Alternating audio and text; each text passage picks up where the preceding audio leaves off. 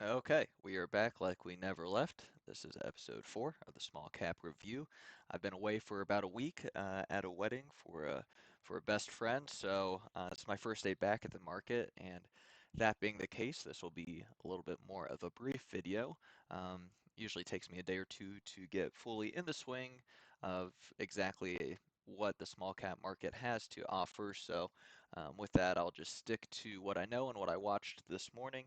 Um, and like I said, this will probably be a little bit shorter than the videos in the past. So we'll start here with GMM, second leading gapper going into the day. It had this giant sell-off, highs around $3, and then sold off in one day down to below a dollar and even down to 65 cents. But since then, nice sideways consolidation, a couple clear zones that you can draw out on the daily, which I had done here. This gold zone here is from the hourly chart. If we go back to it, just shows on that day that we had the big drop, just a little area of consolidation where it kind of dropped into it, tried to break out of, and then continued the sell-off. So when you have those big giant candles on the daily, I like to go into the hourly just to see a little bit more detail, what was happening there, and give you a couple extra levels to play off of. Now, in the pre-market, um, it spiked up kind of late, an hour and a half before open, about 6 o'clock. Um, 6 o'clock my time. I was like, what? 8 o'clock market time. Um, it had this first pop and a nice about 35-40% move up zone to zone. I'm not going to be trading stuff that early in pre-market most of the time, so sat there and watched as it consolidated kind of in this next daily zone. It was on watch for me into open, being that it was positively stacked EMAs above VWAP. I was hoping maybe for a weak open here down to this 140 daily level we get from this pivot here. Um, but unfortunately for me, we did not get any of that action. We just got to move straight up. And once it, got towards these pre-market highs, at that point, it is too extended for me to want to play off of. Um, you could take something at the top of this zone, risking the low of the day, um, and got a nice little move out of it. I mean, get your 16%, not too shabby for 4 minutes of work right there. But after that, pretty classic, kind of rest on top and not even enough juice to push up here. Maybe the 50, 61% fib to get a short off of. Don't even get that action. And then just sideways chop the rest of the day inside to that daily zone. So this hourly zone was, um, or did play really nicely, kind of get that wick into it. Um, I really did like, though, this elevated volume. Here we're getting, let's use this tool here.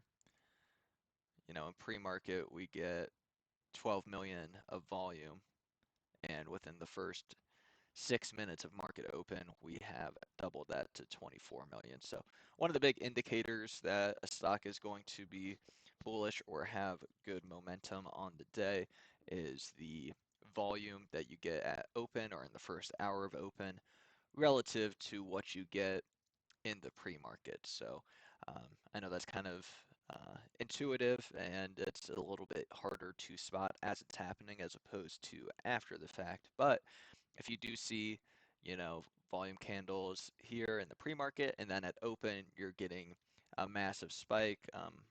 Usually you want to see rising prices accompanying rising volume.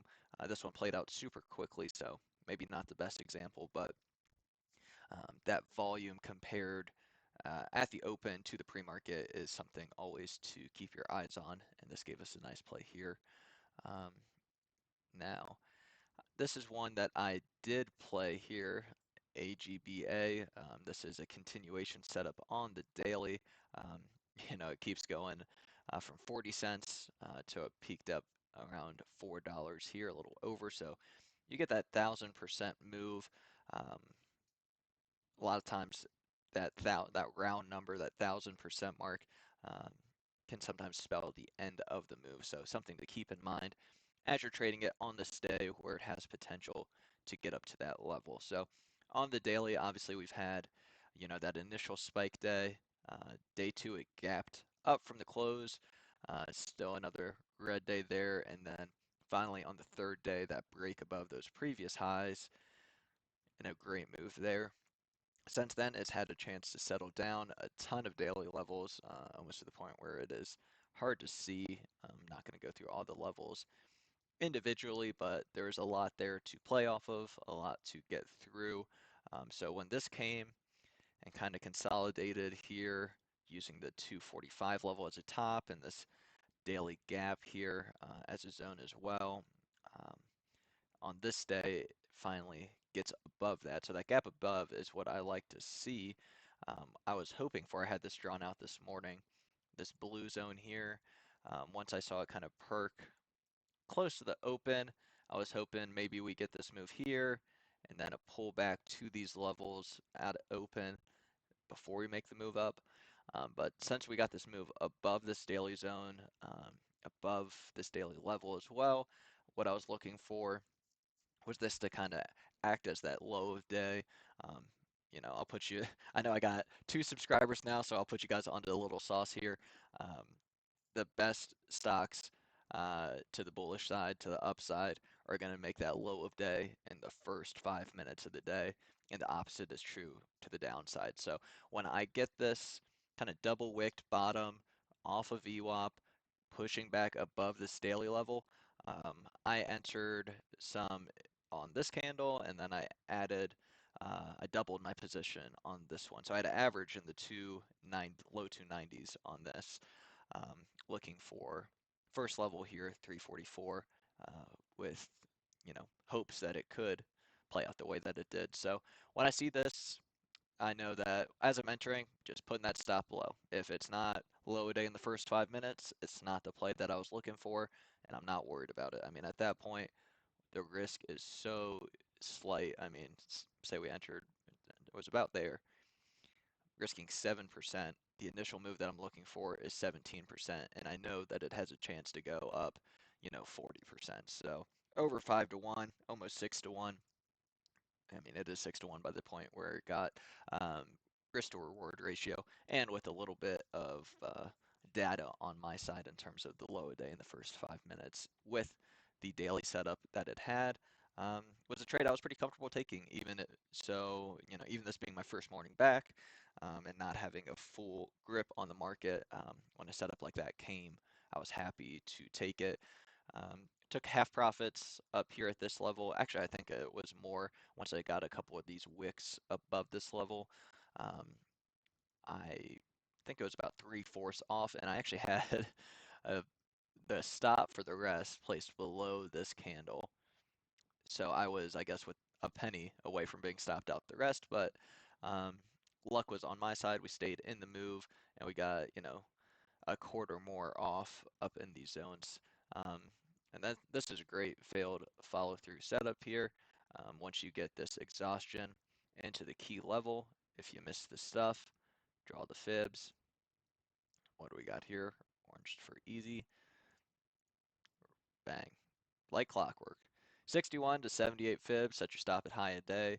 Let this thing work for you, and you get a great fade. So this gave a beautiful play on both sides. I mean, textbook short. I mean, that EMA's never crossed back over positively.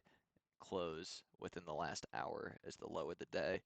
30% fade after a great move to the upside. So this is one that if you played it long, you played it short, it gave you a chance, a good name to have on radar. Now those are the two main ones I wanted to cover. I'll do a quick click through here and see if we want to get anything else.